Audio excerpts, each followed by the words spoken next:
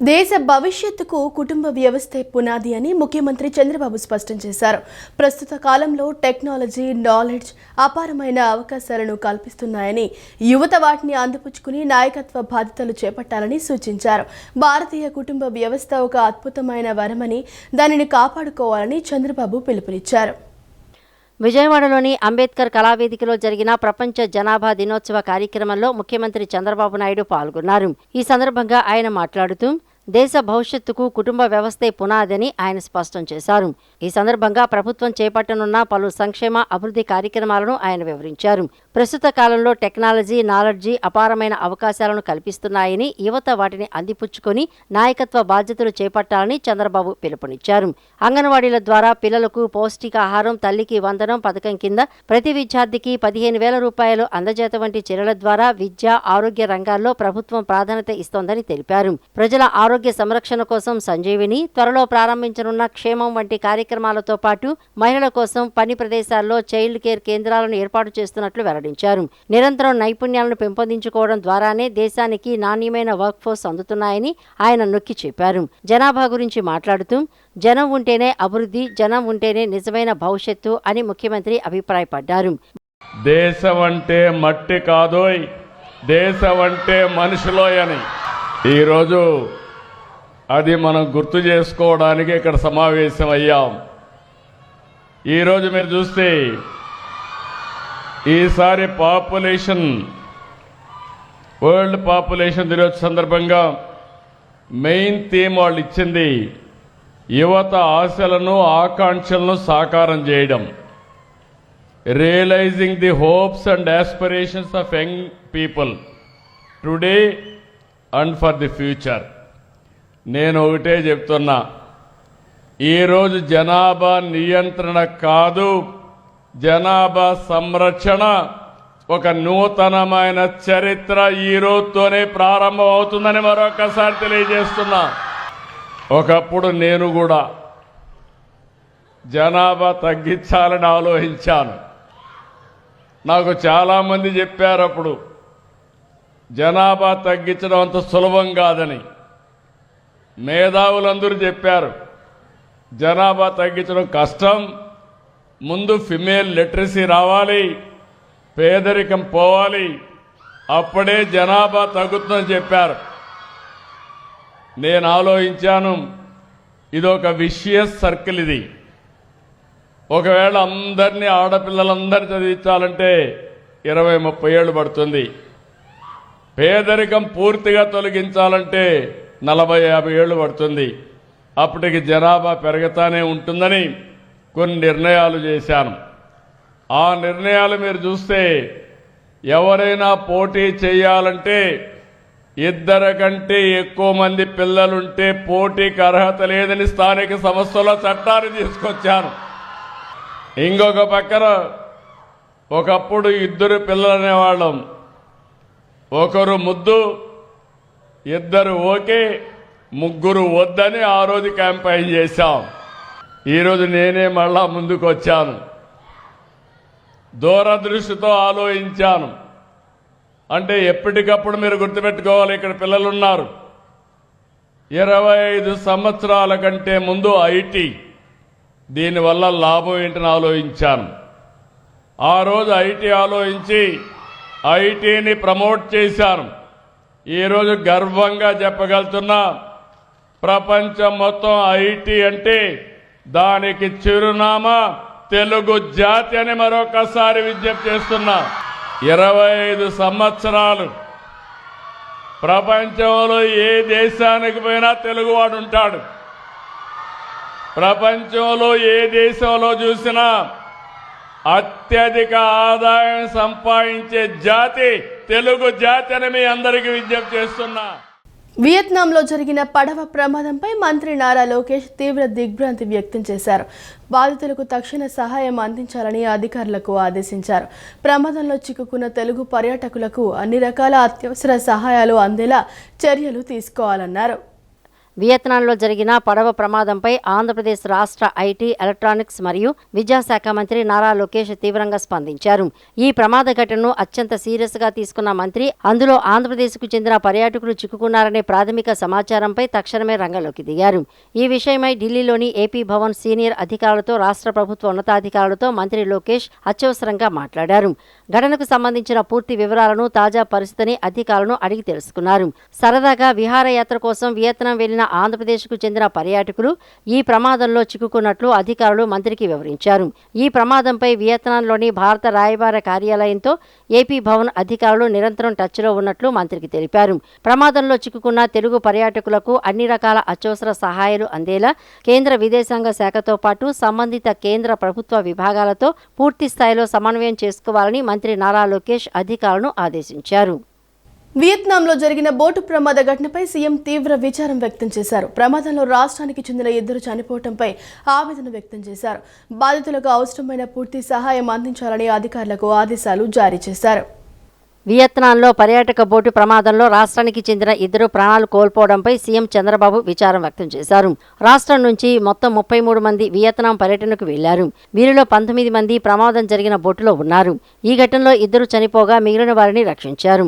ఒకరు తీవ్ర అస్వస్థతకు గురై చికిత్స పొందుతున్నారు. విహారయాత్రకు వెళ్లి 2 ప్రాణాలు కోల్పోవడంపై ముఖ్యమంత్రి ఆవేదన వ్యక్తం చేశారు. మిగిలిన వారు అంతా సురక్షితంగా ఉన్నారు.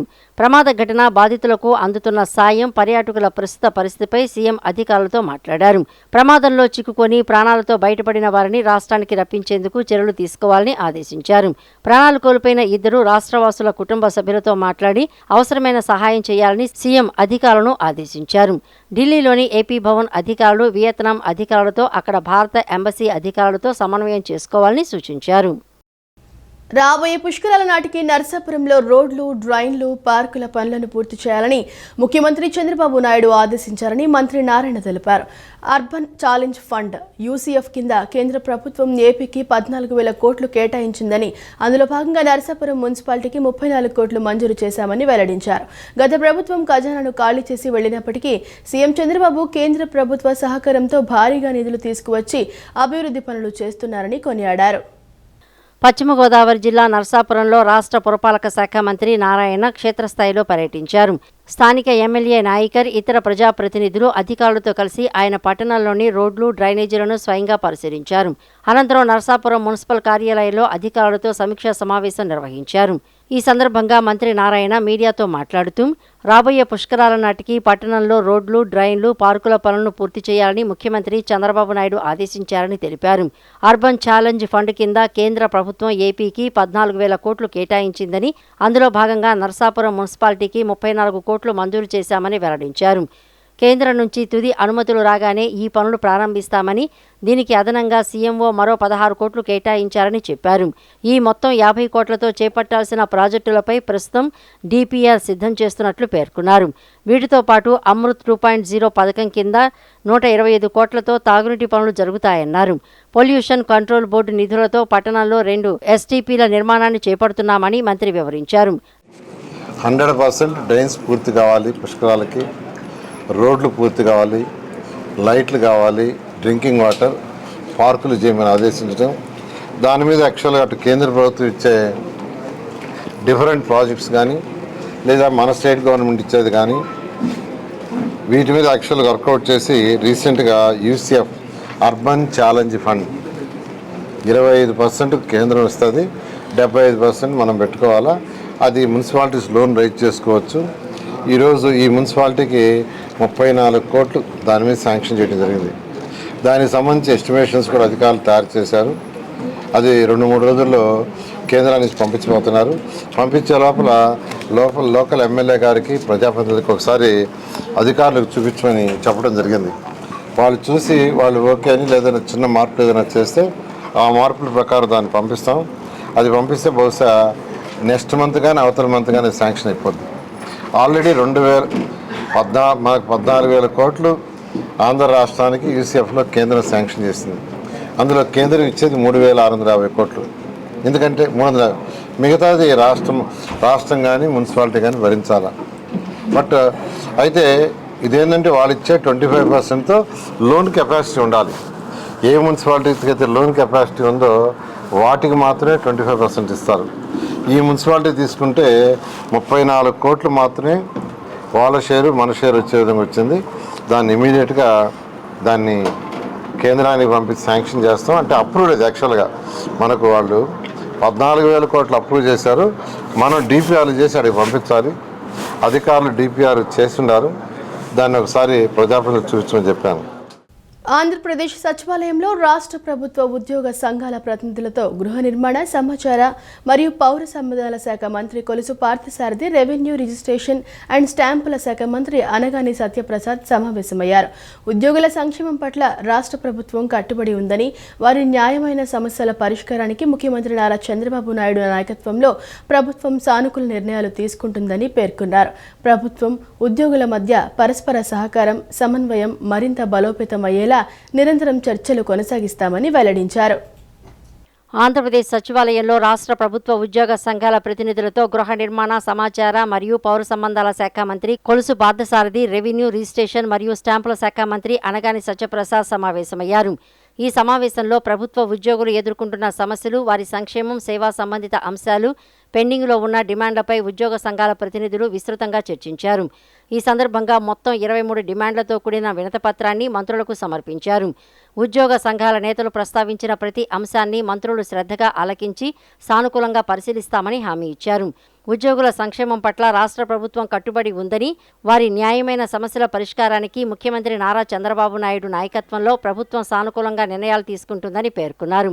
ప్రభుత్వం ఉద్యోగుల మధ్య పరస్పర సహకారం, సమన్వయం మరింత బలోపేతం అయ్యేలా నిరంతరం చర్చలు కొనసాగిస్తామని, ఉద్యోగుల సంక్షేమం, సమర్థవంతమైన పరిపాలనే ప్రభుత్వ ప్రధాన లక్ష్యాలని మంత్రులు స్పష్టం చేశారు. ఈ సమావేశంలో ప్రభుత్వ ఉద్యోగ సంఘాల ప్రతినిధులు, సంబంధిత అధికారులు పాల్గొన్నారు. అయోధ్యలో రామమందిరం నిర్మాణానికి ప్రజల నుంచి వసూలు చేసిన చందాల్లో పెద్ద మొత్తంలో చోరీకి గురైందని, అయితే సిట్ విచారణలో జూనియర్ స్టాఫ్ను మాత్రమే పోలీసులు అరెస్టు చేశారని ఐసీసీ ప్రధాన కార్యదర్శి, మాజీ కేంద్ర మంత్రి దీపదాస్ మున్సీ ఆరోపించారు. విరాళాలు లెక్కించేవారు చోరీ చేసింది లక్షల్లో అయితే కోట్ల రూపాయల విరాళాల్లో అవకతవకలు జరిగాయని విమర్శించారు.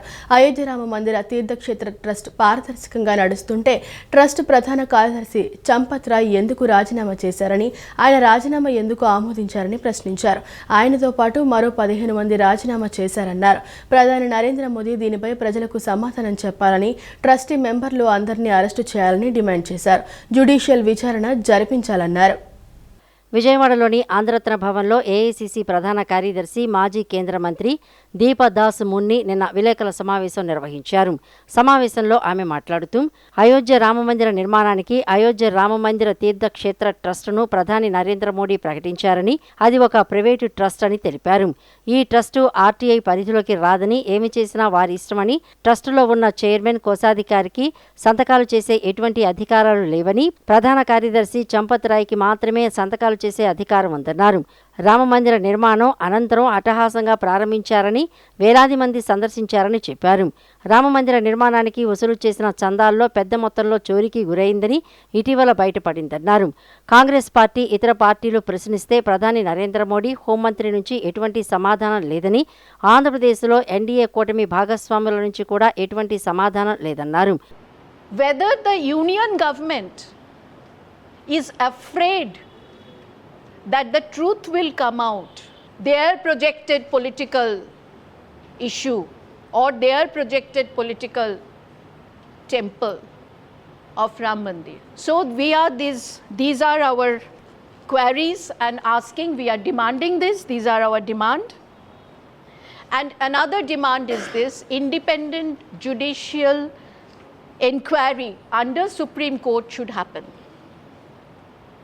And immediately this trustee, Ayodhya Ram Mandir Tirtha Kshetra Trust, it should be dissolved and a new trust should come up in a very quickly, it should happen.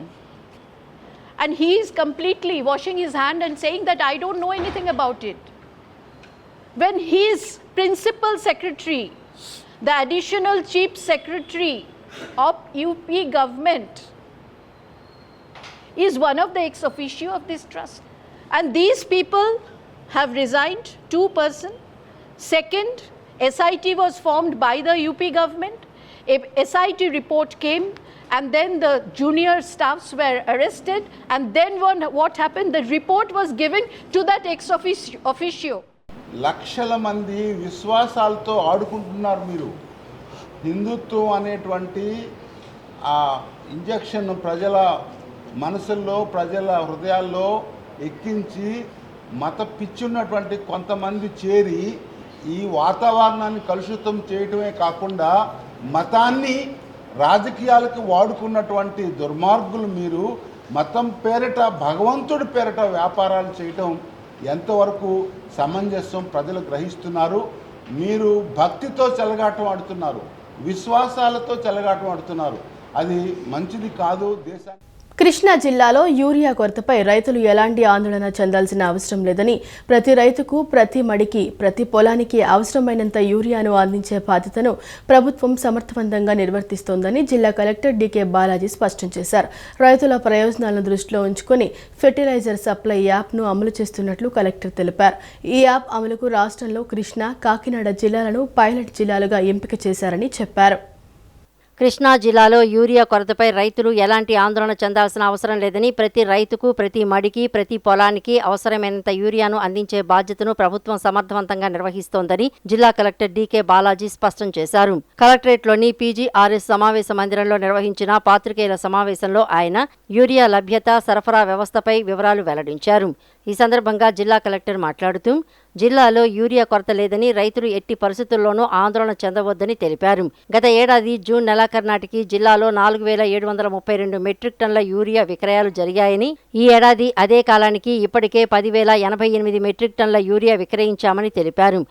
మనము లాస్ట్ సంవత్సరానికి పోలిస్తే గత సంవత్సరం మనము జూన్ ఎండ్ నాటికి మనము దాదాపు 4732 metric టన్నులు యూరియా అమ్మాము. బట్ ఈ సంవత్సరం చూస్తే మనం దాదాపు 10,088 మెట్రిక్ టన్నులు ఆల్రెడీ అమ్మాము. అంటే లాస్ట్ టైం కన్నా డబల్ యూరియా ఆల్రెడీ అమ్మడం జరిగింది. యాక్చువల్లీ ఆల్రెడీ ఈ నాటికి నిన్న నాటికి 54,805 మంది రైతులు ఆల్రెడీ యూరియాని కొనుగోలు చేశారు. ఎక్కడా కూడా లభ్యత బట్టి ఆందోళన చెందే అవసరం లేదు. రైతులందరికీ కూడా మంచి జరగాలి అనే ఉద్దేశంతో వచ్చే యూరియాని కొంతమంది రైతులు తొందరగా కొనడం వల్ల తర్వాత వచ్చే రైతులకి యూరియా ఇబ్బంది రాకూడదు అనే ఉద్దేశంతో స్మాల్ అండ్ మార్జినల్ ఫార్మర్స్ ఇంట్రెస్ట్ని దృష్టిలో పెట్టుకొని ఈ ఫ్రేమ్వర్క్ ఆఫ్ ఫర్టిలైజర్ సప్లై యాప్ని ఇంట్రడ్యూస్ చేయడం జరిగింది.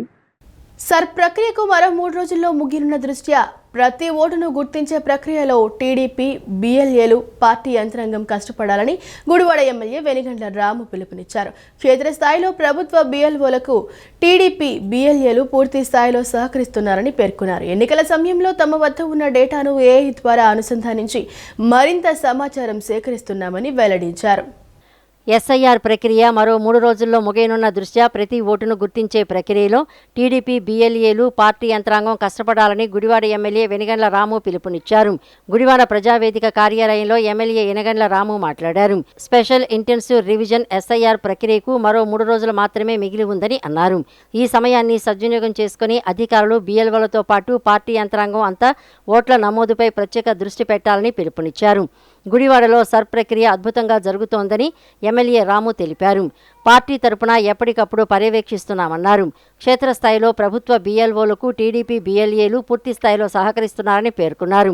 ఎన్నికల సమయంలో తమ వద్ద ఉన్న డేటాను ఏఐ ద్వారా అనుసంధానించి మరింత సమాచారం సేకరిస్తున్నామని వెల్లడించారు. మారుమూల గ్రామాల నుంచి ప్రతి ఒక్క ఓటరును గుర్తించే పనిలో నిమగ్నమయ్యామని, ఇల్లు మారిన వారు, వేరే ప్రాంతాలకు వెళ్లిన వారిని కూడా గుర్తిస్తున్నామని చెప్పారు. పాత బుక్స్లో ఉన్న మేము ఎలక్షన్ ముందు ప్రతి బుక్స్లో రాసుకోవడం జరిగింది. ప్రతి వార్డులోనూ ఈ చోటుని ఐడెంటిఫై చేసుకుని నెంబర్సు, వాళ్ళు షిఫ్ట్ అయిపోయిన అడ్రస్లు, కొత్త అడ్రస్లు అన్నీ కూడా బుక్స్లో తీసుకొచ్చాం. అవన్నీ డిజిటైజ్ చేసి ఏఐ ద్వారా మొత్తం అంతా డేటా కూడా కోరిలేట్ చేసి మొత్తం అంతా క్లియర్గా తీసుకురావడం జరిగింది. మ్యాక్సిమం నెంబర్స్ దొరికినాయి. నెంబర్స్ అయితే ఉన్నాయి కానీ కొంతమంది ఇంకా రెస్పాండ్ కావాల్సిన వాళ్ళు ఉన్నారు. వాళ్ళందరికీ కూడా మా బిఎల్ఏలు కూడా ట్రై చేస్తూ ఉన్నారు. ఇంకా అందరూ మా పార్టీ ప్రెసిడెంట్స్ కూడా ఇంకా అందరికీ చెప్పదలిచేది ఏంటంటే బిఎల్ఏలకి పార్టీ తాలూకు మెంబర్స్ అందరికీ మీకు తెలిసిన ఎవరైనా కానీ ఇప్పుడు దాకా ఓటు రిజిస్ట్రేషన్ అవ్వకపోతే ఎస్ఐఆర్లో కనుక నమోదు అవ్వకపోతే మీరు వెంటనే తెలియజేయండి. మన పార్టీ వారికి కానీ పార్టీ ఆఫీసుకి కానీ, పార్టీ ఆఫీసులు కూడా యాక్టివ్గా పనిచేస్తూ ఉన్నారు. ఈ 2 రోజులు కూడా మనకి అప్లికేషన్స్ సబ్మిట్ చేయడానికి అవకాశం ఉంది. ఇది మాత్రం ప్రతి ఒక్కరూ సీరియస్గా తీసుకుని వెంటనే రియాక్ట్ అవ్వాల్సింది పార్టీ వారిని అందరూ కూడా కోరుతా ఉన్నాం. ప్రభుత్వ వ్యతిరేక వ్యాఖ్యలు చేస్తూ దేశ సార్వభౌమ అధికారానికి భంగం కలిగిస్తున్న ప్రశ్న రావణ్ వంటి వ్యక్తులకు వైఎస్ఆర్సీపీ బహిరంగంగా మద్దతు తెలపడం సిగ్గుచేటని ఏపీ స్వచ్ఛంద కార్పొరేషన్ చైర్మన్ కోమారెడ్డి పట్టాభిరామ్ మండిపడ్డారు. మంగళగిరిలోని ఎన్టీఆర్ భవన్లో జరిగిన మీడియా సమావేశంలో ఆయన మాట్లాడుతూ సమాజంలో మత విద్వేషాలు రెచ్చగొట్టే వారిని వైఎస్ఆర్సీపీ వెనకేసుకొస్తోందని ఆరోపించారు. వైఎస్ఆర్సీపీ నాయకులు ప్రత్యేక శిక్షణ శిబిరాలు నిర్వహించి సోషల్ మీడియా ద్వారా సైకోలను, మానసిక ఉగ్రవాదులను తయారు చేసి సమాజంపైకి ఉసిగొల్పుతున్నారని ఆయన విమర్శించారు. లష్కరే తోయిబా, జైషే మహమ్మద్ వంటి ఉగ్రవాద సంస్థలకు ఈ గొడ్డలి పార్టీకి ఎటువంటి తేడా లేదని తీవ్ర స్థాయిలో ధ్వజమెత్తారు. ఈ దేశద్రోహ శక్తుల తరపున వాదించడానికి జగన్ తన వ్యక్తిగత న్యాయవాదిని పంపడం ద్వారా వారిని ప్రోత్సహిస్తున్నారని పట్టాభిరామ్ పేర్కొన్నారు. ప్రజాస్వామ్య దేశం అయినటువంటి భారతదేశంలో నాకు దేశభక్తి లేదు, దేశం అంటే గౌరవం లేదు అని బహిరంగంగా మాట్లాడుతూ మన దేశం పైన దాడి చేసినటువంటి ఉగ్రవాదులపైన సానుభూతి వ్యక్తపరుస్తూ మాట్లాడేటటువంటి వ్యక్తుల్ని వాళ్ళ వెనకేసుకురావటమే కాకుండా అన్ని రకాలుగా తమ అండదండల్ని అందిస్తున్నటువంటి పార్టీ గొడ్డలి పార్టీ. ఆ పార్టీ అధ్యక్షుడు జగన్మోహన్ రెడ్డి. ఇప్పటికే అర్థమై ఉంటుంది నేను ఎవరి గురించి మాట్లాడుతూ ఉన్నాను. బచ్చలకూర జోసెఫ్ అలియాస్ రావణ్, ప్రశ్న రావణ్. ఇతని యొక్క మాటలు, ఇతని యొక్క ప్రవర్తన గత కొద్ది రోజులుగా కొన్ని కోట్ల మంది చూసి వినడం జరిగింది.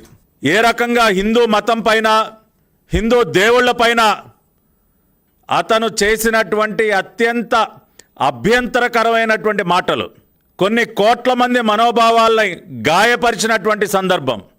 అంతేకాకుండా దేశ సార్వభౌమాధికారానికి భంగం కలిగిస్తూ ఒక రకంగా ప్రభుత్వ వ్యతిరేక యుద్ధానికి కుట్ర పన్నినటువంటి వ్యక్తి ఈ ప్రశ్న రావణ్, బచ్చలకూర జోసెఫ్ అలియాస్ ప్రశ్న రావణ్. ఇవాళ నేను ఏమాత్రం మొహమాటం లేకుండా చెప్తా ఉన్నా, పాకిస్తాన్లో ఉన్నటువంటి ఉగ్రవాద సంస్థలు ఏవైతే ఉన్నాయో, ఒక లష్కరే తోయిబా కానీ, ఒక జైషే మొహమ్మద్ కానీ, అటువంటి ఉగ్రవాద సంస్థలకి ఏమాత్రం తీసిపోనటువంటి ఒక ఉగ్రవాద సంస్థ ఇవాళ ఈ గొడ్డలి పార్టీ వైఎస్ఆర్ కాంగ్రెస్ పార్టీ. ఇవాళ లష్కరే తోయిబాకి నాయకత్వం వస్తున్నటువంటి ఉగ్రవాదులు ఎవరైతే ఉన్నారో అటువంటి వ్యక్తే ఇవాళ ఈ గొడ్డలి పార్టీ అధ్యక్షుడు జమోరే జగన్ రెడ్డి. ఏం తేడా ఉందండి? ఇవాళ ఒక లష్కరే తోయిబాకి గొడ్డలి పార్టీకి ఉన్నటువంటి తేడా ఏంటి? ఇవాళ ఏ విధంగా అయితే లష్కరే తోయిబా ఉగ్రవాద క్యాంపులు పెట్టి ఉగ్రవాదుల్ని తయారు చేసి దేశంపై కుసుగొలుపుతోందో, ఈ గొడ్డలి పార్టీ కూడా ఈ ప్రశ్న రావణ్ లాంటి ఉగ్రవాదుల్ని తయారు చేయడానికి క్యాంపులను పెట్టి, సజ్జల భార్గవ్ రెడ్డి లాంటి వ్యక్తుల్ని ఆ క్యాంపులకి ఇన్ఛార్జీలుగా పెట్టి అక్కడ ట్రైనింగ్ ఇచ్చి వాళ్ళకి ఆర్థిక సహాయం చేసి ఇవాళ సమాజం పైకి ఉసిగొలుపుతున్నారు. మహిళల పట్ల బీజేపీకి చిత్తశుద్ధి ఉంటే ఎటువంటి షరతులు లేకుండా 2013లో రూపొందించిన బిల్లును వచ్చే పార్లమెంట్ సమావేశాల్లో ఆమోదించి 181 ఎంపీ సీట్లు మహిళలకు ఇచ్చేలా చట్టం చేయాలని రాష్ట్ర మహిళా సమాఖ్య ప్రధాన కార్యదర్శి పెన్మత్స దుర్గాభవాని డిమాండ్ చేశారు. ఏపీతో సహా అన్ని రాష్ట్రాలు మహిళా రిజర్వేషన్ బిల్లును ఆమోదించాలని అసెంబ్లీలో తీర్మానం చేసి కేంద్రానికి పంపాలని కోరారు. ఇందుకు విరుద్ధంగా మళ్లీ మహిళలను మోసం చేయాలని చూస్తే ప్రజాక్షేత్రంలో తగిన బుద్ధి చెబుతామని స్పష్టం చేశారు. ఆంధ్రప్రదేశ్ మహిళా సమాఖ్య నగర సమితి ఆధ్వర్యంలో నగర కార్యదర్శి పంచదార్ల దుర్గాంబ అధ్యక్షతన పార్లమెంటు వర్షాకాల సమావేశాల్లోనే మహిళా బిల్లును ఆమోదించాలని కోరుతూ ఆందోళన నిర్వహించారు. ఈ సందర్భంగా పోస్టు కార్డుల ఉద్యమాన్ని చేపట్టారు. సిపిఐ జాతీయ కార్యవర్గ సభ్యురాలు అక్కినేని వనజ, మహిళా సమాఖ్య రాష్ట్ర ప్రధాన కార్యదర్శి పి దుర్గాభవాని మాట్లాడుతూ 3 దశాబ్దాలుగా పెండింగ్లో ఉన్న మహిళా రిజర్వేషన్ బిల్లును తక్షణమే పార్లమెంట్లో ఆమోదించి చట్టం చేయాలని డిమాండ్ చేశారు. ఈ బిల్లును 2013లో 106వ రాజ్యాంగ సవరణ ద్వారా రాజ్యసభలో ఆమోదించారని చెప్పారు. మనువాద భావజాలం కలిగిన బీజేపీ తొలి నుంచి మహిళా రిజర్వేషన్ బిల్లును వ్యతిరేకిస్తోందని ధ్వజమెత్తారు. నియోజకవర్గాల పెంపు డీలిమిటేషన్ కోసం ఇటీవల మోసపూరితంగా మహిళా రిజర్వేషన్ బిల్లును పార్లమెంట్లో ప్రవేశపెట్టారని చెప్పారు. మహిళల పట్ల బీజేపీకి చిత్తశుద్ధి ఉంటే ఎటువంటి షరతులు లేకుండా 2013లో రూపొందించిన బిల్లును వచ్చే పార్లమెంటు సమావేశాల్లో ఆమోదించి మహిళలకు 181 ఎంపీ సీట్లు ఇచ్చేలా చట్టం చేయాలని డిమాండ్ చేశారు. ఇందుకు విరుద్ధంగా మళ్లీ మహిళలను మోసం చేయాలని చూస్తే ప్రజాక్షేత్రంలో తగిన బుద్ధి చెబుతామని స్పష్టం చేశారు. దేశవ్యాప్తంగా రాష్ట్ర వ్యాప్తంగా ఈ పోస్ట్ కార్డుల ఉద్యమం మరి మన ప్రధానమంత్రి నరేంద్ర మోడీ గారికి పంపించేటువంటి కార్యక్రమంలో ఉన్నాము. గత 30 సంవత్సరాల కాలంగా ఈ మహిళా రిజర్వేషన్ బిల్లు గీతా ముఖర్జీ గారు తీసుకొచ్చినటువంటి ఈ బిల్లుని అది చట్టరూపం దాలుస్తానికి 30 సంవత్సరాల కాలంగా మహిళలు నోచుకోలేదు. మరి భారతదేశానికి స్వతంత్రం వచ్చి 79 సంవత్సరాలు వచ్చింది. రాజ్యాంగాన్ని ఏర్పాటు చేసుకున్నాము. లింగాలకి, కులాలకి, మతాలకి అతీతంగా అందరికీ కూడా సమానత్వం ఉండాలని చెప్పేసి చాలా స్పష్టంగా మనం రాజ్యాంగంలో పేర్కొన్నాము. ఈ రోజున సగభాగంగా ఉన్నటువంటి మహిళలకి ఆ రాజకీయ సమానత్వం కల్పించమని చెప్పేసి మహిళల్లో నిర్ణయాధికారంలో భాగస్వాములు కాకపోవడం వల్ల ఎలాంటి నష్టాలు జరుగుతున్నాయో, కుటుంబ పరంగా, రాజకీయ పరంగా, సామాజిక పరంగా, ఆర్థిక పరంగా మహిళలు ఏ విధంగా నష్టపోతున్నారో వాటన్నిటిని దృష్టిలో పెట్టుకుంటే ఇవాళ మహిళల అన్ని రంగాల్లో వెనకబాటుతనం కనిపిస్తున్న విషయం స్పష్టంగా కనిపిస్తూ ఉంది. ఈ రోజు కూడా భారతదేశానికి స్వతంత్రం వచ్చి 75 సంవత్సరాలు దాటిపోయినా కూడా భారత రాజ్యాంగం స్త్రీ పురుషులు ఇద్దరికీ సమాన అవకాశాలు కల్పించిన నేటికి కూడా ద్విజాతి పౌరులుగానే చూడబడతా ఉన్నారు. మహిళల మీద రోజు రోజుకి అరాచకాలు అకృత్యాలు పెరిగిపోతూ ఉన్నాయి. ఆర్థిక స్థితిగతుల్లో మహిళలు రోజు రోజుకి దిగజారిపోతూ ఉన్నారు. ఆర్థిక రంగంతో పాటు ఎడ్యుకేషన్ సంబంధించి కూడా మహిళల వెనకబాటుతనం కనిపిస్తూ ఉంది. వీటన్నింటిని అధిగమించాలంటే నిర్ణయాధికారంలో మహిళల పాత్ర గణనీయంగా ఉన్నప్పుడే సాధ్యపడుతుందనే విషయాన్ని ఈ కార్యక్రమంలో జిల్లా కార్యదర్శి బంకా ఝాన్సీ లక్ష్మి, నగర అధ్యక్షురాలు ఓర్సు భారతి, నగర నాయకులు నీలాపు భాగ్యలక్ష్మి తదితరులు పాల్గొన్నారు. విజయవాడ పాత రాజరాజేశ్వరిపేటలో ఇళ్ల పట్టాల సమస్యకు పరిష్కారం ఎప్పుడు చూపుతారని వైసీపీ గుంటూరు జిల్లా పరిశీలకులు పోతిన వెంకట మహేష్ ప్రశ్నించారు. స్థానికులు సుదీర్ఘ కాలంగా ఆందోళన చేస్తున్న ఎమ్మెల్యే సుజనా చౌదరి, ఎంపీ కేశినేని శివనాథ్ ఎందుకు పట్టించుకోవటం లేదని నిలదీశారు. రైల్వే అధికారులు ఉద్దేశపూర్వకంగానే ఈ ప్రాంత వాసులపై పక్షపాత వైఖరి ప్రదర్శిస్తున్నారని విమర్శించారు. పాత రాజరాజేశ్వరిపేటలో రైల్వే స్థలాల్లో దశాబ్దాలుగా నివాసం ఉంటున్న వారికి ఇళ్ల పట్టాలు మంజూరు చేయాలని కోరుతూ స్థానికులు ఆందోళన చేస్తున్నారు. వీరి ఆందోళనకు వైసీపీ గుంటూరు జిల్లా పరిశీలకులు పోతిన వెంకట మహేష్ సంఘీభావం ప్రదర్శించారు. ఈ సందర్భంగా ఆయన మాట్లాడుతూ ఎంపీ కేశినేని నాని, ఎమ్మెల్యే సుజనా చౌదరి ఈ సమస్యను పట్టించుకోవడం లేదని మండిపడ్డారు. గత ఏడాది ఈ ప్రాంతాన్ని సందర్శించిన సమయంలో ఎంపీ కేశినేని నాని తక్షణమే వీరి సమస్య పరిష్కరిస్తానని హామీ ఇచ్చారని, ఏడాది గడిచినా అతి గతి లేదన్నారు. ఆర్టీసీ స్థలాన్ని వ్యాపారం చేసుకునేందుకు ఉపయోగించుకునే శ్రద్ధ పేదల ఇళ్ల అంశంపై లేకపోయిందన్నారు. క్రికెట్ స్టేడియాల అభివృద్ధిని పక్కన పెట్టి పేదల సమస్యలు పట్టించుకోవాలని ఆయన సూచించారు. తనకు ఓట్లు వేసి గెలిపించిన ప్రజల కోసం ఎమ్మెల్యే సుజనా చౌదరి 1 గంట సేపు కూడా కేటాయించలేకపోతున్నారా అంటూ ధ్వజమెత్తారు. పాత రాజరాజేశ్వరిపేట సమస్యలు పరిష్కరించని పక్షంలో ఆందోళన ఉధృతరం చేస్తామని మహేష్ హెచ్చరించారు. రైల్వే శాఖ అధికారులకు కూడా ఎందుకు పాత రాజరాజేశ్వరిపేట పేద ప్రజల మీద అంత కక్ష? ఇక్కడేమైనా కొత్త రైల్వే లైన్ వస్తుందా? ఇక్కడేమైనా అభివృద్ధి కార్యక్రమాలకి ఏమైనా బ్లూ ప్రింట్ తయారైందా? ఏమన్నా కేంద్రం నుంచి ఏమైనా కొత్త ప్రపోజల్స్ వచ్చాయా? మీరు సమాధానం చెప్పండి. ఎటువంటి కొత్త రైల్వే లైన్ ప్రపోజల్ లేకుండా పదే పదే ఆర్ఆర్పేట వాసుల మీద మీరు ఎందుకు నోటీసులు జారీ చేస్తూ ఉన్నారు? ఎందుకు భయభ్రాంతులకు గురి చేస్తూ ఉన్నారు? ప్రతి సంవత్సరానికి 2 సంవత్సరాలు వచ్చి నోటీసులు ఇవ్వటం, ఇక్కడ ఇల్లులు తొలగించేస్తామనడం, బెదిరించడం ఇలా జరుగుతోంది. జరగడంతో పాటు ఇక్కడ పేద బడుగు బలహీన వర్గాలు కూలీనాలు చేసుకొని ఇల్లు కట్టుకొని నివాసం ఉన్న ప్రాంతాల్లో ఆ రోజుల్లో గొయ్యిలు పుడుచుకొని మేము తాటా గుడిసెలు వేసుకొని ఉంటుంటే 53 సంవత్సరాల నుంచి ఇలా ఉంటుంటే అప్పుడులో కార్పొరేషన్ అధికారులు మాకు రోడ్లు సదుపాయం కానీ మనకి రోడ్లు కానీ అన్నీ డెవలప్ చేయడం జరిగింది. ఆ టైంలో జరుగుతున్న టైంలో రైల్వే వాళ్ళు 2002 నుంచి ఈ ప్రాంతంలో రైల్వే వాళ్ళు నోటీసులు ఇచ్చి మమ్మల్ని భయభ్రాంతికి వచ్చి నంబర్లు వేసి చాలామంది దీనికి అనారోగ్యం గురైపోయి చాలామంది ఆటోలో చనిపోయిన పరిస్థితి ఉంది. స్థలం బదులు వేరే స్థలం ఎక్కడైనా కేటాయిస్తే మేము ఈ స్థలాన్ని వదిలేస్తామని వాళ్ళు మాట ఇచ్చారండి. అయితే ఈ విధంగా మాకు ఢిల్లీ నుంచి మాకు అప్పుడు సురేష్ ప్రభు గారండి రైల్వే మినిస్టర్ ఉన్నారు, ఆయన గారు మాకు పిలువ పంపించారు. మేము ఢిల్లీ వెళ్ళామండి. సురేష్ ప్రభు గారికి ఇక్కడ ఉన్న పరిస్థితులు, ఫోటోలు, వీడియోలు అన్నీ పెట్టి చూపించామండి ఆయనకి. ఆయన ఒకటే మాట అన్నారు, మీరు స్థానిక రాజకీయ నాయకులకి పట్టుకుని ఆ ప్లేస్ బదులు మాకు వేరే ప్లేస్ ఇవ్వండి, మేము ఆ ప్లేస్ని మేము మీకు ఇచ్చేస్తాం, మీరు పట్టాలు తెప్పించుకోండి అని క్లియర్గా చెప్పారు. ఇంతకు ముందు ఇది ఒక చెరువు పనికిరాని కంపలాగా ఉండేది. దాన్ని మేము డెవలప్ చేసుకొని మేము ఊరికి దగ్గరలో ఉందని చెప్పి మేము ఇక్కడ ఉంటున్నాం. ఇప్పుడు డెవలప్ అయిన తర్వాత ఈ స్థలాన్ని ఖాళీ చేయమని చెప్తున్నారు, కానీ మేము ఇక్కడ నుంచి వెళ్ళడానికి సిద్ధంగా లేవండి. దీనికి ఆల్టర్నేట్ జగన్మోహన్ రెడ్డి గారి ప్రభుత్వంలో ఆల్టర్నేట్ స్థలం అనేది చూపించడం జరిగింది రైల్వే వాళ్ళకి. దీనికి బదులు ఆ స్థలం అక్కడ మీరు తీసుకొని మాకు ఈ స్థలం ఇక్కడ మాకు పట్టాలు ఇప్పించి మేము ఇక్కడే ఉండేలాగా, మాకు ఎలాంటి ఇబ్బంది లేకుండా ఉండేలాగా చూడండి. 1991 కర్ఫ్యూ కాల్పుల్లో గాయపడి 35 ఏళ్లుగా మంచానికే పరిమితమైన సుధాకర్ నివాసానికి వెళ్లి టీడీపీ యువ నాయకుడు బోండా సిద్ధార్థ పరామర్శించారు. ఆర్థిక ఇబ్బందులతో అద్దె ఇంట్లో ఉంటున్న ఆ కుటుంబానికి దసరా నాటికి ప్రభుత్వ ఇల్లు కేటాయించేలా ఎమ్మెల్యే బోండా ఉమామహేశ్వరరావు దృష్టికి తీసుకువెళ్తానని హామీ ఇచ్చారు. అలాగే సుధాకర్ పెన్షన్ పెంపుకు కృషి చేస్తూనే ఆయన వైద్య ఖర్చుల కోసం ప్రతి నెల తన సొంత నిధుల నుండి ఆర్థిక సహాయం అందిస్తానని భరోసా ఇచ్చారు. 61వ డివిజన్ వాంబే కాలనీ హెచ్ బ్లాకుకు చెందిన సుధాకర్ 1991లో రాజీవ్ గాంధీ హత్య అనంతరం విధించిన కర్ఫ్యూ సమయంలో జరిగిన కాల్పుల్లో బుల్లెట్ గాయానికి గురై గత 35 సంవత్సరాలుగా మంచానికే పరిమితమై తీవ్ర అనారోగ్యంతో జీవిస్తున్నారు. ఆయన పరిస్థితిపై ప్రసారమైన వార్తను చూసిన వెంటనే తెలుగుదేశం పార్టీ యువ నాయకుడు బోండా సిద్ధార్థ స్వయంగా ఆయన నివాసానికి వెళ్లి పరామర్శించి కుటుంబ సభ్యులకు ధైర్యం చెప్పారు. ఈ సందర్భంగా బోండా సిద్ధార్థ మాట్లాడుతూ సుధాకర్ పరిస్థితి ఎంతో బాధాకరమని, తీవ్రంగా నష్టపోయిన ఆయనకు ఇప్పటి వరకు సరైన న్యాయం జరగకపోవడం విచారకరమన్నారు. ఎన్నో ఏళ్లుగా ఆరోగ్య సమస్యలు, ఆర్థిక ఇబ్బందులతో అద్దె ఇంట్లో జీవిస్తున్న కుటుంబాన్ని చూసి చలించిపోయారని తెలిపారు.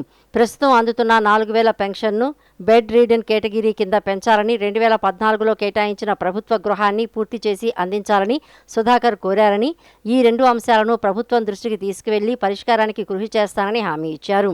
అంతేకాకుండా సుధాకర్ వైద్య ఖర్చుల కోసం ప్రతి నెల తన సొంత నిధుల నుంచి ఆర్థిక సాయం అందిస్తామని, ప్రభుత్వ పెన్షన్ పెంపు విషయంలో ప్రత్యేక చర్యలు తీసుకుంటారని తెలిపారు. దసరా నాటికి ఆయనకు కేటాయించిన ఇంటిని అందించేలా సెంట్రల్ నియోజకవర్గ శాసనసభ్యులు బోండా ఉమామహేశ్వరరావు దృష్టికి తీసుకువెళ్లి సంబంధిత అధికారులతో మాట్లాడి బాధ్యతగా ముందుకు వెళ్తామని భరోసా ఇచ్చారు. ఎన్నో సంవత్సరాల తర్వాత తమ ఇంటికి వచ్చి పరామర్శించి అండగా నిలిచిన బోండా సిద్ధార్థకు సుధాకర్ కుటుంబ సభ్యులు హృదయపూర్వక కృతజ్ఞతలు తెలిపారు. ఎన్నికల జాబితాల రూపకల్పనలో పారదర్శకత, ఖచ్చితత్వం, నిష్పక్షపాత ధోరణి అత్యంత ముఖ్యమని విజయవాడ నగరపాలక సంస్థ కమిషనర్ ధ్యానచంద్ర పేర్కొన్నారు. అర్హులైన ప్రతి ఓటరు పేరు జాబితాలో ఉండేలా, అనర్హుల పేర్లు నిబంధనల ప్రకారం తొలగించేలా ఎన్నికల సంఘం మార్గదర్శకాల మేరకు ప్రతి దరఖాస్తును క్షేత్రస్థాయిలో క్షుణ్ణంగా పరిశీలిస్తున్నామని తెలిపారు.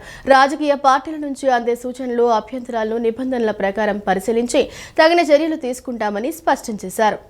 భారత ఎన్నికల సంఘం ఆదేశాల మేరకు చేపట్టిన స్పెషల్ ఇంటెన్సివ్ రివిజన్ 2026 కార్యక్రమం పురోగతిపై విజయవాడ నగరపాలక సంస్థ కమిషనర్, ఎన్నికల నమోదు అధికారి ధ్యానచంద్ర నిన్న నగరపాలక సంస్థ ప్రధాన కార్యాలయంలోని కమాండ్ కంట్రోల్ సెంటర్లో విజయవాడ సెంట్రల్ అసెంబ్లీ నియోజకవర్గానికి చెందిన వివిధ రాజకీయ పార్టీల ప్రతినిధులతో సమీక్షా సమావేశం నిర్వహించారు. ఈ సందర్భంగా కమిషనర్ మాట్లాడుతూ సెంట్రల్ నియోజకవర్గంలో SIR 2026 ప్రక్రియ ప్రణాళికాబద్ధంగా కొనసాగుతోందని తెలిపారు. ఎన్నికల జాబితాలో ఆబ్సెంట్, మరణించినా, శాశ్వతంగా ఇతర ప్రాంతాలకు మారిన డూప్లికేట్ ఓటర్ల వివరాల పరిశీలనలో రాజకీయ పార్టీల ప్రతినిధులు, బూత్ లెవెల్ ఏజెంట్లు, AEROలతో సమన్వయం చేసుకుని సహకరించాలని కోరారు. అర్హులైన ప్రతి ఓటరు పేరు జాబితాలో ఉండేలా, అనర్హుల పేర్లు నిబంధనల ప్రకారం తొలగించేలా ఎన్నికల సంఘం మార్గదర్శకాల మేరకు ప్రతి దరఖాస్తును క్షేత్రస్థాయిలో క్షుణ్ణంగా పరిశీలిస్తున్నామని తెలిపారు. రాజకీయ పార్టీల నుంచి అందే సూచనలు, అభ్యంతరాలను నిబంధనల ప్రకారం పరిశీలించి తగిన చర్యలు తీసుకుంటామని స్పష్టం చేశారు. SIR ప్రక్రియను పూర్తి పారదర్శకతతో నిర్వహించేందుకు ప్రతి రాజకీయ పార్టీ చురుగ్గా భాగస్వామ్యం కావాలని విజ్ఞప్తి చేశారు. ఈ సమావేశంలో రాజకీయ పార్టీల ప్రతినిధులు పాల్గొన్నారు. People's cooperative credit society loans విషయంలో తనపై తప్పుడు ఆరోపణలు చేస్తున్నారని దిడ్ల శారద అనే మహిళ ఆరోపిస్తున్నారు. లోన్లు కట్టకుండా ఎగ్గొట్టిన వారే ఇదంతా చేస్తున్నారన్నారు. ఫేక్ గ్రూపులు నడుపుతున్న వారిని వదిలేసి తనను నిందించడం ఏమిటని ఆమె ప్రశ్నించారు. జకంపూడి వైఎస్ఆర్ కాలనీలో డ్వాక్రా లోన్లలో కోట్లాది రూపాయలు కుంభకోణం జరుగుతోందని ఆమె అన్నారు. జక్కంపూడి వైఎస్ఆర్ కాలనీలోని తన నివాసంలో దిడ్ల శారద అనే మహిళ విలేకరుల సమావేశం నిర్వహించారు. ఈ సందర్భంగా ఆమె మాట్లాడుతూ ఇదే కాలనీకి చెందిన అన్నపూర్ణ, ఆమనితో పాటు స్థానిక టీడీపీ నేత గద్దల శివాజీ అనే అతను తనను మీడియా ముందు అల్లరిపాలు చేస్తున్నారని అన్నారు. ఫేక్ డ్వాక్రా గ్రూపులు నడుపుతున్న వారిపై మున్సిపల్ కమిషనర్కు ఫిర్యాదు చేస్తానని చెప్పారు. ఒక గ్రూపులో ఉన్న సభ్యులను వేరే గ్రూపులో ఎలా పెడతారని ఆమె ప్రశ్నించారు. అవినీతి సొమ్ముతో లక్షలు సంపాదిస్తున్నారని ఆమె ఆరోపించారు. ఈ గ్రూపులు వెనుక ఎవరున్నారో తేలాలని డిమాండ్ చేశారు. ఎటువంటి డాక్యుమెంట్లు లేకుండా గత 11 సంవత్సరాలుగా లోన్లు ఇస్తున్న పీపుల్స్ సొసైటీ వారిని ప్రశ్నించడం ఏమిటని ఆమె మండిపడ్డారు. ఆపద అంటే ఆదుకునేది peoples mutually aided cooperative credit society limited అని ఆమె చెప్పారు. పీపుల్స్ సొసైటీ వారికి లోన్లు ఎగ్గొట్టడానికి ఇదంతా చేస్తున్నారన్నారు. ఎటువంటి చెక్కులు పీపుల్స్ సొసైటీ వారికి ఇవ్వకపోయినా వారు తమకు లోన్లు ఇస్తారని, అయినప్పటికీ వారికి చెక్కులు ఇచ్చామని సభ్యులు ఆరోపణలు చేయడం ఏమిటని నిలదీశారు. ఫేక్ గ్రూపులు చేస్తారండి, డోక్రా గ్రూపులు ఒక 50 కోట్లు దాకా ఇక్కడ చేశారు. నా దగ్గర ప్రూఫ్లు కూడా ఉన్నాయి. ఒక్కొక్క పర్సన్ని 5 బ్యాంకుల్లో పెడతారు, వాళ్ళకి 10,000 5,000 ఇస్తారు. ఆ చేసిన వాళ్ళ పేర్లు, సిఓ పేరు, అదేంటి ఆర్పి పేర్లు, 5 గ్రూపుల్లో ఉన్న వాళ్ళ పేర్లు అన్నీ మీకు ఇస్తాను నేను. ఒక 10 మంది 5 గ్రూపుల్లో ఉన్నారండి. 20 లక్షలు అంటే ఎంత? 1 కోటి రూపాయలు. అవి తీసేసుకొని ఆర్పి అన్న వాళ్ళకి 4 లక్షలు ఇచ్చి మిగిలిన వీళ్ళందరికీ తలో ఒక 5,000 10,000 ఇచ్చేసి వీళ్ళు తీసేసుకుంటారు. ఆల్రెడీ ఆ గ్రూపులు సంవత్సరం నుంచి కట్టకపోతుంటే వీళ్ళకి నోటీసులు వచ్చినాయి మొన్న మార్చి నెలలో. అలాంటి వాళ్ళు కొంతమంది నా దగ్గరికి వచ్చి చెప్పారు. నేను సంవత్సరం క్రితం నేను కమిషనర్ గారి దగ్గర కంప్లైంట్ పెట్టా ఇలానే వస్తే. అప్పుడు వేరే వాళ్ళు వచ్చి మధ్యలో అమ్మ వాళ్ళ ఉద్యోగాలు పోతాయి వదిలేసాయి అని అన్నారు. అయితే పొదుపు కానీ ఒకళ్ళు నా దగ్గర 2 లక్షలు తీసుకొని వీళ్ళమ్మ వేరే అమ్మాయిని పెట్టుకొని 2 లక్షలు తీసుకొని ఇవ్వాల. అప్పుడు కూడా అదే చేస్తే వాళ్ళు నా 2 లక్షలు ఇప్పించేశారు. నాకు ఎందుకని నేను వచ్చేసాను వెనక్కి. గవర్నమెంట్ డబ్బు వీళ్ళు ఫేక్ గ్రూపులు చేసి మళ్ళీ వీళ్ళకి నేను ఎక్కడ బయట పెడతాను అని చెప్పి నేను బయట పెట్టదలుచుకోవాలి, నాకు అనవసర విషయం అని. ఈ డబ్బులు వాళ్ళు కట్టట్లేదు, కట్టిన డబ్బులు కట్టట్లేదు అని అడగటం మూలాన్ని ఈ జనాలందరినీ తీసుకొచ్చి ఇలా మీడియా ముందు అది నించోబెడుతున్నారండి. వీళ్ళందరూ ఇప్పుడు ఉన్నవాళ్ళేనండి, అంతా పీపుల్లో ఉన్నవాళ్ళే. వారం ఏ రిమార్కు లేకుండా కట్టుకున్నారు సార్. ఎప్పుడన్నా 10 మందిలో అడ్జస్ట్ అవ్వకపోయినా డబ్బులు మేడం గారు వేసి కడతారు. అది ఆవిడే కడతారండి. ఎప్పుడన్నా ఎవరైనా కట్టకపోయినా చేసినా ఒకవేళ గ్రూప్ వాళ్ళు కట్టకపోయినా గ్రూప్ డబ్బులు కూడా వేసి ఆమె కడతాండి. ఈ వార్తలు ఇంతటితో సమాప్తం. మరో బులెటిన్తో మళ్ళీ కలుద్దాం. అంతవరకు సెలవు, నమస్కారం.